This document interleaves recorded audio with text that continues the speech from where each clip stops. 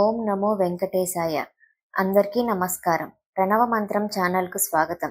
ఈరోజు మనం తెలుసుకోబోతున్నది అఖిలాండ కోటి బ్రహ్మాండ నాయకుని దివ్య నివాసమైన శ్రీ వెంకటాచల మహత్యంలోని అతి ముఖ్యమైన అధ్యాయం. తిరుమల శ్రీనివాసుడి చరిత్రకు మూలమైన ఈ పుణ్యక్షేత్రం తొలి రహస్యాన్ని చూద్దాం. వేల సంవత్సరాలకు పూర్వం ధర్మక్షేత్రమైన నైమిశరణ్యంలో ఒక గొప్ప సత్రయాగం జరుగుతోంది. వేల సంఖ్యలో ఉన్న సౌనకాది మహామునులు లోక కళ్యాణార్థం ఈ యాగం చేపట్టారు. యాగాన్ని అత్యంత నిష్ఠతో కొనసాగిస్తున్న సమయంలో వారికి జ్ఞానస్వరూపుడైన సకల పురాణ ఇతిహాసాల సారమంతా తెలిసిన సూత మహాముని అక్కడకు విచ్చేశారు. సూత మహాముని రాకతో సంతోషించిన ఆ మహర్షులు వారు తమ సందేహాన్ని నివృత్తి చేసుకునేందుకు లోకానికి అత్యంత శ్రేయస్సును అందించే ఒక ప్రశ్నను అడగాలని నిశ్చయించుకున్నారు. వారు సకల శాస్త్రవేత్త అయిన ఆ సూత మహాముని ఆశ్రయించి శ్రీ మహావిష్ణువు ఎక్కడ నిత్య ప్రసన్నుడై ఉంటాడో, ఏ క్షేత్రంలో ఆయన చరిత్రను వినడం వల్లనే సకల పాపాలు తొలగిపోతాయో వివరించమని అడిగారు. ఆయన సమస్త వైకుంఠ ఫలాన్ని అందించే ఆ వెంకటాచల క్షేత్ర మహత్యం గురించి మరియు దాని తొలి రూపమైన శ్వేత వరాహ అవతార వైభవాన్ని వివరించడం ఆరంభించారు. కల్పారంభానికి ముందు జరిగిన ప్రళయంలో సమస్త జగత్తు జలమయమై అంధకారంలో మునిగిపోయింది. మన భూమాత నిస్సత్తువుగా మహాప్రళయ జలాల్లో లీనమైపోయింది. లోకాన్ని నాశనమవుతున్న ఆ క్లిష్ట సమయంలో శ్రీమన్నారాయణుడు ధర్మాన్ని రక్షించడానికి దివ్యమైన శ్వేతవరాహ రూపం ధరించారు.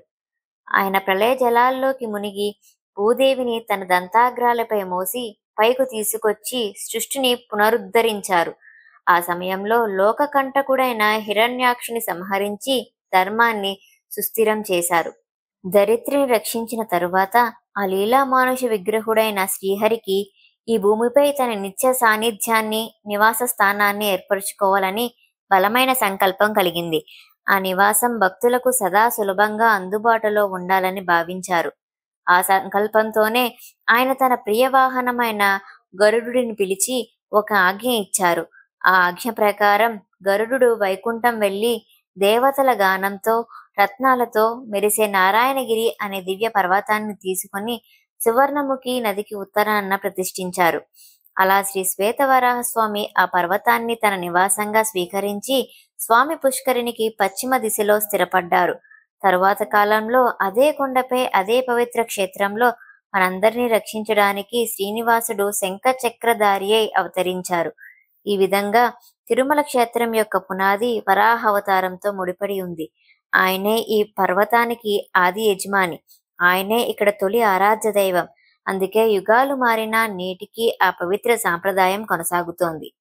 కావున తిరుమల యాత్ర సంపూర్ణ ఫలాన్ని పొందాలంటే శ్రీ వెంకటేశ్వరుని దర్శనానికి ముందు తిరుమలకు తొలి యజమాని అయిన శ్రీ శ్వేతవరాహ స్వామిని దర్శించుకోవడం సాంప్రదాయంగా మారింది. ఇది వెంకటాచల మహత్యంలో ప్రథమ ఖండం. తర్వాత భాగంలో మనం స్వామి పుష్కరిణి యొక్క దివ్య వైభవం మరియు దాని మహత్యం గురించి తెలుసుకుందాం. ఈ పవిత్ర కథ మీకు నచ్చినట్లయితే లైక్ చేయండి, మీ బంధుమిత్రులకు షేర్ చేయండి మరియు మన ప్రణవ మంత్రం ఛానల్ను తప్పకుండా సబ్స్క్రైబ్ చేసుకోండి. ఓం శ్రీ నమో వెంకటేశాయ నమః.